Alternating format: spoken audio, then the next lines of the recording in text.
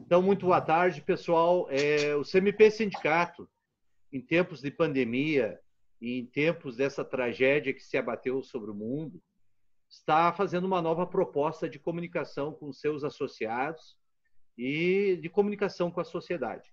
É esse programa que estamos propiciando a vocês, um programa de debate.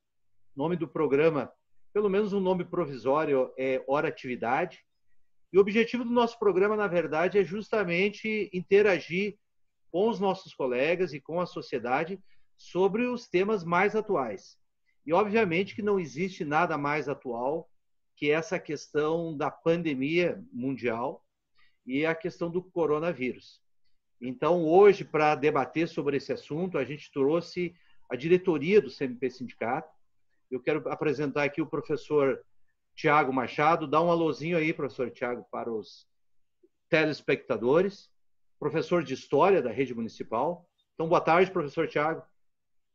Boa tarde, Eduardo. Boa tarde, colegas diretores do CMP que estão presentes, né? E boa tarde os nossos ouvintes que estarão acompanhando conosco nas redes sociais esse programa piloto, vamos assim dizer, né?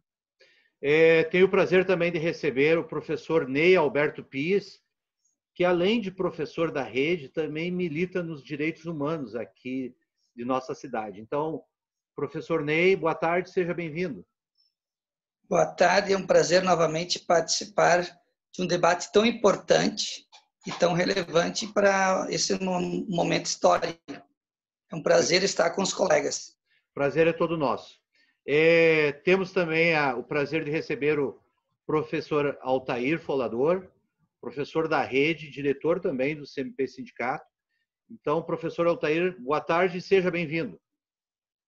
Boa tarde. Também para mim é uma satisfação poder dizer alguma coisa para os nossos colegas, pensar junto, né, alguma coisa que possa dizer dentro desses tempos difíceis, né, de pandemia, que é novidade para todos nós.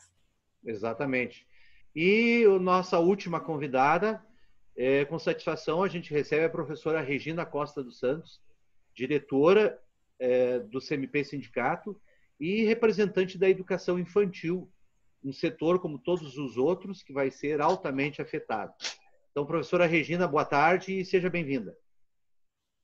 Boa tarde, professor Eduardo, professor Ney, professor Tiago, professor Altair. Boa tarde a todos que acompanham o programa. É uma satisfação estar aqui para poder contribuir nesse importante tema, né? Regina, vamos começar contigo aí. Hoje o nosso programa está sendo gravado dia 1º de abril. Hoje já saiu um decreto do governo federal, me parece, estipulando algumas regras para o ano letivo. O que tu tens hoje o que nós temos hoje de novidade sobre isso?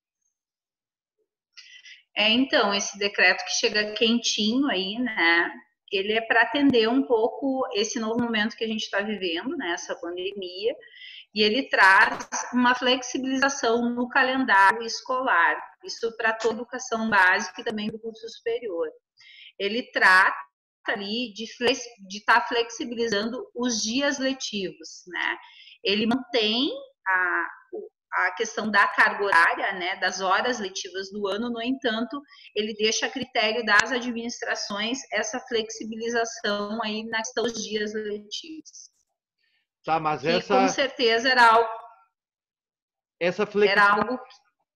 essa flexibilização, cada município ele vai poder fazer o seu calendário? Como é que mais ou menos isso vai se dar? Então, como que vai ser esse decreto? Ele não deixou claro ainda, né, Eduardo? Isso é algo que cada administração vai ter aí a sua autonomia também para ir construindo. Inclusive, tem vários professores da rede municipal nos encaminhando mensagem, perguntando, tá, como que vai ser isso, né? Então, eles vão estar aumentando a carga horária dos dias letivos, como que isso vai funcionar? Na prática, ninguém sabe como que ele vai se dar. Isso é algo que vai ser construído ainda com as administrações.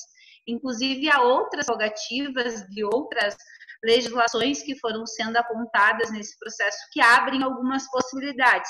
Uma delas é a questão do ensino à distância, né? Tem a dúvida se vai contar de eletivo, não vai, como que vai ficar isso?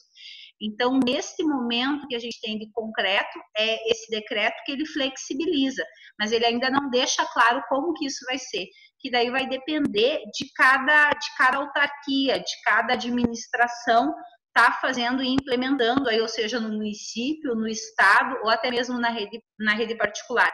Mas, de uma certa forma, pelo entendimento que eu tenho, né, a partir do momento que eu fui lendo, ele abre a possibilidade e autonomia também para as administrações irem trabalhando, tendo e considerando que existe essa flexibilização do dia letivo. Professor Tiago Machado, a Regina acabou de falar na questão do ensino à distância, do ensino online. Isso na rede municipal, vamos nos focar na rede municipal de Passo Fundo. Isso aí é viável, essa solução? Considerando o nosso universo? Bom, Eduardo, seria uma ferramenta extraordinária, né? Haja vista nós, por exemplo, dentro da excepcionalidade do momento que nós estamos vivendo, nós estamos conseguindo interagir, fazer com que o sindicato, o CMP, ele mantenha parte das suas funções e ele se comunique com a sua categoria. Porém, a gente tem que ter a noção também do quão é diferente a nossa rede, né? Nós estamos falando em mais de 70 escolas. Se tu pegar só as EMFs, nós estamos falando em cerca de 35, 36 escolas, aonde elas têm realidades completamente díspares. Talvez algumas mais localizadas em regiões centrais da nossa cidade até possam utilizar de ferramentas, né, como essa, pois aquela comunidade, o público daquela escola tenha uma realidade socioeconômica um pouquinho melhor. Agora, quando a gente vai para a maioria, vamos dizer assim, genericamente falando da nossa rede, as escolas municipais elas estão presentes, sobretudo, nas periferias da nossa cidade, né? Então, me preocupa muito como que a gente poderia utilizar. Ela é uma ferramenta que, de fato, seria muito interessante nós estarmos lançando mão dela, mas sabendo da realidade sociocultural da maioria, socioeconômica, perdão, né, da maioria do nosso público, eu realmente tenho dúvidas da eficácia, né? Enfim, do número, da abrangência que a gente pode ter junto aos mais de 16 mil alunos da rede pública municipal. A gente tem conversado, né, com os colegas, e há uma aflição muito grande com relação do que vai acontecer conosco em especial. Queria te perguntar, Ney, e se você, com a tua experiência como professor municipal, até quando essa paralisação ela pode continuar sem que nós não tenhamos um prejuízo irreversível do ano letivo, como, por exemplo, o cancelamento do ano letivo? O senhor acha que há esse risco de o ano letivo ser cancelado? Eu acho que nós vivemos um momento de poucas certezas. A certeza do nosso momento histórico é da preservação das nossas vidas. Escutando os colegas discernirem sobre as implicâncias desta paralisação forçada que nós estamos todos submetidos, me leva a pensar que tudo é possível. Ou seja, embora a gente tenha legislações novas apontando, eu penso que EAD, por exemplo, ela não funciona no ensino fundamental. Talvez funcionassem atividades digitais à distância, o uso do WhatsApp, outras ferramentas, mas de forma muito precária. Então, eu acho que o momento histórico, o dia 1º de abril, que não é o dia da mentira, mas é um dia da gente estar discutindo essas questões sérias, ele é um dia em que a gente pode afirmar poucas coisas.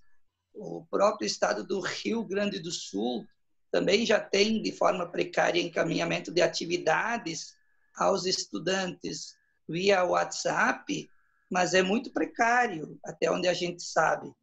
Tem funcionado relativamente de forma precária. Então, eu também concordo com o professor Tiago, acho que a realidade do mundo digital, para nós, professores, tanto para os nossos estudantes, é uma realidade super nova.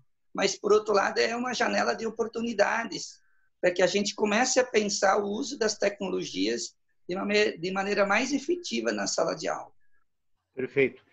Professor Altair, existe uma possibilidade, existe uma ferramenta legal que é o limite de horas que o aluno deve frequentar. 60% para a educação infantil e 75% para o fundamental e médio.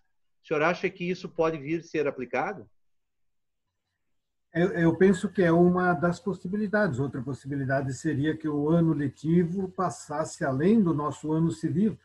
Se a paralisação continuar por um tempo maior, né, e que não seja possível fazer dentro. Eu acho que nós, como sindicato, deveríamos sempre prezar, como sempre o fizemos, aliás, pela qualidade da educação, independente das limitações que a realidade nos impõe. Nós temos lutado contra essas limitações em todas as circunstâncias, né?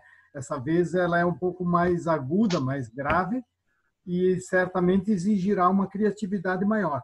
Mas eu penso assim, na pandemia da gripe espanhola, lá no início do século, foi cancelado o ano letivo e todo mundo foi considerado aprovado, né? Eu penso que isso seria uma coisa impensável no nosso tempo, quando nós toda a sociedade concorda que a educação tem que ter mais qualidade, não basta passar de ano e ter um diploma. Então, eu penso que há necessidade de fazer um calendário que caiba dentro do tempo que a gente dispõe. Aliás, a CBF está pensando até de fazer o Brasileirão, que vá de julho a julho do ano que vem. Nós não precisamos ir até julho do ano que vem, né? A gente, inclusive, teria na sala de aula para dar aquela brincadeira, né? No dia que o time da gente ganhou ou perdeu, né? Coincidindo com o campeonato, né? Ajudaria. Então, eu penso que tem várias possibilidades, né? Mas, como diz o Ney, né? Nós estamos totalmente sem nenhuma realidade concreta no momento. Nós temos uma medida provisória, nem é um decreto ainda, né? Do presidente que flexibiliza o ano letivo, né? Não precisa ser as 200 horas. Mas tem que ser as 800 horas. Essas 800 horas são horas cronológicas ou são horas aula? Eu não tenho bem claro isso, talvez muita gente não tenha claro isso. São 800 horas cronológicas que nós temos que cobrir? Exatamente. Nós vamos fazer o seguinte, essa primeira rodada de perguntas, ela teve o objetivo de trabalhar a questão da escola, e a gente vai fazer em 2 blocos, e no bloco seguinte a gente vai ver o desdobramento político dessa crise. Então, a gente volta daqui um pouquinho no segundo bloco.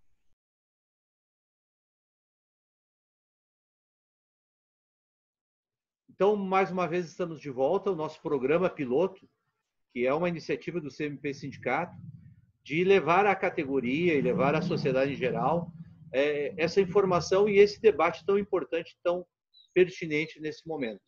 Então, nós fizemos o programa em 2 blocos e estamos iniciando o segundo bloco agora, e a gente vai trabalhar um pouquinho o desdobramento político de toda essa crise. Eu quero começar conversando com o professor Altair. Eu quero que ele me fale um pouquinho, professor, qual seria o papel hoje do Estado nessa crise e o papel da iniciativa privada nessa crise. Como é que esses 2 agentes devem trabalhar nesse momento?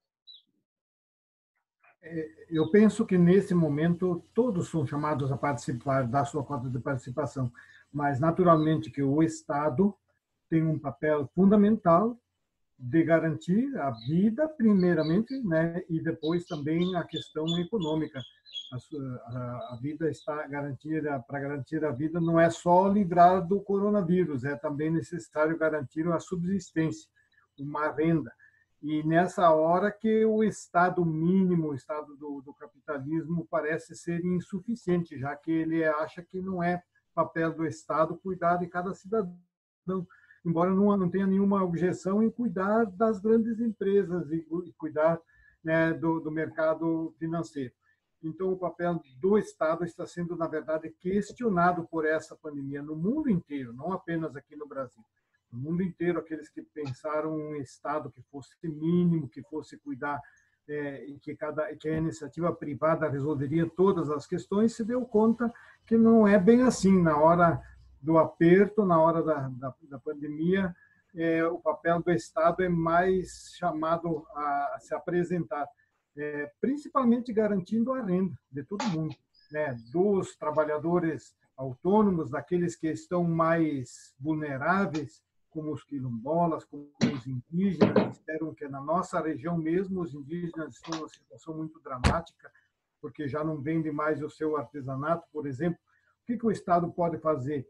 Não é o que pode, o que o Estado deve fazer em relação a essas populações, mas em relação também às pequenas empresas, às grandes empresas.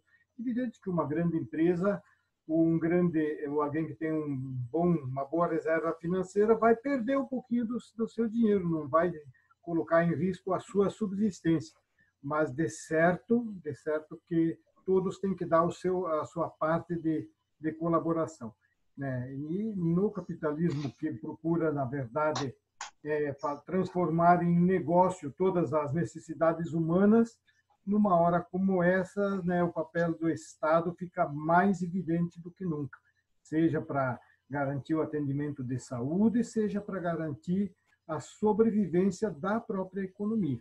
E, naturalmente, cada um tem que olhar para esse todo e não apenas para os seus interesses egoístas, né, como tem feito a nossa elite, né, nesses dias, de uma maneira quase chocante, para não dizer vergonhosa, né? Mas na verdade, a realidade. Então, eu acho que o papel do Estado, não apenas como coordenador, não apenas como quem ajuda a enfrentar a pandemia, mas que coordena todas essas ações que são provocadas pelas circunstâncias. Muito bom. Regina, o Altair fez uma abordagem do papel de dois diferentes agentes, o Estado e a iniciativa privada. Mas tem um outro elemento aí, que é a questão do funcionalismo público. O funcionalismo já vem sendo cobrado. Qual seria a sua cota de participação nessa crise? Como é que tu vê essa questão, tu como uma representante de um setor importante do funcionalismo, como é que tu vê essa questão da posição dos professores e do funcionalismo em geral nesse momento tão grave da nação? Então, professor Eduardo, eu acredito assim que o funcionalismo público ele tem um papel fundamental nesse processo e nessa situação em específica, né? Eu acho que pela responsabilidade que cada um ocupa aí na sua categoria, né, de acordo com o seu concurso, aqui fazendo, inclusive aproveitando a oportunidade de mandar um abraço para todos os colegas servidores do nosso município, que estão aí cuidando da nossa saúde, né, que são uma das áreas essenciais do nosso município e que hoje seguram as pontas, né, aí nos CAIs, nos PSFs e até mesmo no Hospital Municipal. Muitos são servidores, né, nesses espaços são servidores municipais que vem conseguindo aí, fazer um excelente trabalho sem muitas vezes o recurso necessário para a sua própria proteção, né? Mas que estão ali disponíveis para atender da melhor forma a comunidade. E se for ver para outros setores onde tem servidores públicos, somos nós que depois que passa essa pandemia, que vamos estar atendendo e acolhendo a nossa comunidade. Então, assim, a gente acaba assumindo um papel fundamental aí diante desta pandemia, com muita calma e responsabilidade. Eu acho que são questões que são essenciais aí para esse retorno das atividades. E, mais uma vez, assim, a própria natureza nos prova, né, o quanto o serviço público ele se torna essencial, né? Olha o importante papel, e aí fala do professor Altair bem claro, do Estado diante dessa pandemia, né? E nisso nós, como servidores, né, quer dizer, estamos a serviço da nossa comunidade, nós também cumprimos um papel essencial aí no exercício da nossa função, seja na escola, seja no posto de saúde, ou até mesmo em outros setores, né, que acabam hoje tendo uma atuação fundamental, seja no serviço essencial ou em outros que vão estar atuando depois que passar essa pandemia. Perfeito. Professor Ney, há um debate hoje que está sendo travado na questão mais específica do controle da pandemia, que é a questão do isolamento. Há uma corrente majoritária, diga-se de passagem, que defende o isolamento horizontal, e há outra vertente que defende o isolamento vertical, ou seja, que apenas os mais idosos sejam isolados e a população jovem volte a trabalhar. Como é que o senhor avalia essas duas propostas e qual é a sua opinião sobre isso? Penso que as duas propostas são válidas, mas no momento em que a pandemia está, nesse momento em que ela está se expandindo, e que nós temos aumento de casos, nós precisamos ouvir as autoridades médicas, nós precisamos ouvir a OMS, que recomenda o isolamento social de forma horizontal, ou seja, para todos nós estarmos preservando a vida com isso também não permitindo que o pico da contaminação e do sistema que precisa atender as pessoas doentes ao mesmo tempo se dê num momento só. Então, eu acho que neste momento exatamente o que está acontecendo, e nós temos hoje, inclusive, um decreto do governador do estado do Rio Grande do Sul restringindo o comércio em todo o estado, é porque justamente há exatamente a leitura técnica do quadro em que a pandemia se encontra. Então, no momento, a vida que precisa ser preservada, as pessoas, que porventura perderem a vida não são recuperadas, na economia a gente trabalha e recupera depois.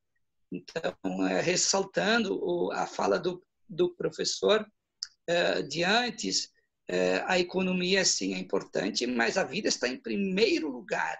Então, nós em Passo Fundo, inclusive, tivemos iniciativas, né, digamos assim, pedindo a reabertura do comércio irrestrita, mas também tivemos a sociedade, através da Comissão de Direitos Humanos e outras pessoas, se mobilizando, pedindo que a vida é o principal valor e a principal referência nesse contexto atual.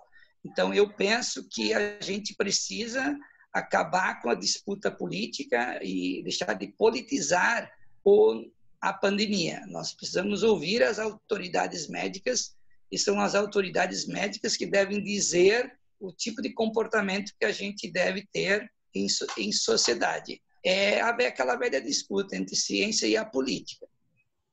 Perfeito. Professor Tiago, para a gente encerrar esse nosso programa, nosso primeiro programa, com relação à pandemia mundial e o coronavírus, e toda essa crise que se desencadeou em função disso, quero que tu me faça uma análise da figura do presidente e como ele vem se portando até então. Eu acho que para ilustrar um pouquinho, hoje, 1º de abril, como eu já havia referido, na noite de ontem, 31 de março, ele fez um pronunciamento muito animador e muito conciliador, porque foi o contrário dos outros pronunciamentos que ele havia feito, onde ele estava na contramão não só da maioria da população brasileira, mas também do mundo. E ontem ele fez um pronunciamento mais conciliador, mas hoje de manhã, dia 1º de abril, ele solta um vídeo na sua rede social, que é um vídeo falso, conhecido como uma fake news, tentando criar novamente um ambiente de perturbação em algo que já é conturbado. Como é que tu faz essa análise da postura do presidente nessa crise? Perfeito, então, Eduardo. É importante fazer esse recorte, né, que nós temos que falar com relação ao que foi feito até então, né, desde o início da crise, talvez ali finalzinho de fevereiro, né, início de março até o presente momento. Cabe também uma outra ressalva, né, que nos estados modernos nós não temos uma pessoa, um grupo político que seja dono das nações. Teoricamente, o poder ele é fragmentado, né? É o caso do Brasil, por exemplo. Nós temos lá a figura dos 3 poderes. Mas o chefe do poder executivo, que é a figura do presidente, né, que é o nosso chefe de Estado, nosso chefe de governo, na figura do presidente Bolsonaro, ele tem a obrigação de ser o nosso administrador, ele gosta tanto das nomenclaturas militares, né, o nosso comandante nesse período de uma guerra, né, se não uma guerra de fato, um estado de guerra que nós nos encontramos. E eu vejo como assustadora a posição do presidente, né, porque até, como tu disse, até a fala dele de 31 de março, ele tratava essa que talvez seja uma das maiores pandemias do mundo em um século. Nós mesmos recuperamos lá na primeira parte do programa, né, que a última grande pandemia mundial que nós tivemos foi a gripe espanhola, que é data lá de 1917 a 1920. Então, até então, o Bolsonaro tratava essa pandemia como uma gripezinha, né, relativizando, né, o efeito que isso teria em pessoas com históricos de atleta, como ele se diz ter. Em várias oportunidades, inclusive, ele ressaltou que morrer é da vida, algumas pessoas vão morrer, a gente tem que aceitar isso, incentivando, inclusive, manifestações quando o seu próprio ministro da Saúde já chamava pelo isolamento social. Em outros episódios, que datam de 2 ou 3 dias atrás, quando o Ministério da Saúde, a OMS, todo mundo chamava para o isolamento horizontal como a medida mais efetiva para a gente fazer frente a essa pandemia, isso não significa que a gente vai evitar ela, né? Com isolamento horizontal, nós temos a diminuição do índice de alastramento do vírus. O presidente, depois que o seu ministro, né, pede por essa atitude, ele participa, ele vai nas cidades satélites de Brasília e começa a abraçar populares numa clara, né, ação contrária ao que o seu ministro está recomendando. O que a gente percebe, né, é, na verdade, uma falta de coesão, né, uma falta de coerência. A fala do ministério não condiz com a ação do comandante maior. Né? Então, nesse sentido, eu vejo até então, até o dia 1º, esperamos, a partir de então, nós tenhamos uma mudança de rumo, né, como desastrosa. Felizmente, né, o seu subordinado, o Mandetta, nosso ministro da Saúde, assumiu uma prerrogativa que caberia ao comandante e um protagonismo que, felizmente, nos coloca em uma situação, vamos dizer assim, um pouco mais, um horizonte um pouco menos catastrófico. Né? Perfeito. Bom, a gente está encerrando esse programa, então eu quero agradecer ao professor Tiago Machado, professor da Rede Municipal, professor de História. Obrigado, professor colegas. Tiago. Obrigado, colegas, foi um prazer. Professor Altair Falador, também professor da área de História. Obrigado, professor Altair. Obrigado pela oportunidade. Professora Regina Costa dos Santos, professora da Educação Infantil. Obrigado, professora, pela sua presença. Obrigado, professor. Logo, logo estaremos todos juntos. E o professor Ney Alberto Pires, além de professor da rede, também militante dos direitos humanos. Obrigado pela sua presença, professor. Obrigado pela presença, um tempo de reflexões e um tempo de pensarmos também na política, sobretudo no fortalecimento do SUS, que é o que está garantindo também a todos nós uma garantia, uma possibilidade de estarmos tratando de forma adequada o novo coronavírus. Obrigado pela oportunidade. Perfeito, nós que agradecemos. Então, a gente agradece a todos. E, como dissemos, esse é um projeto piloto, é um programa uma iniciativa do CMP para se adaptar a esse novo momento de exceção que vive o mundo. As nossas comunicações e interações pessoais não estão sendo permitidas e nós estamos tentando achar uma ferramenta que possa chegar até o nosso associado, até o nosso professor e a toda a comunidade. Então, a gente agradece a todos e um bom dia para vocês e esperamos que logo, logo estejamos juntos.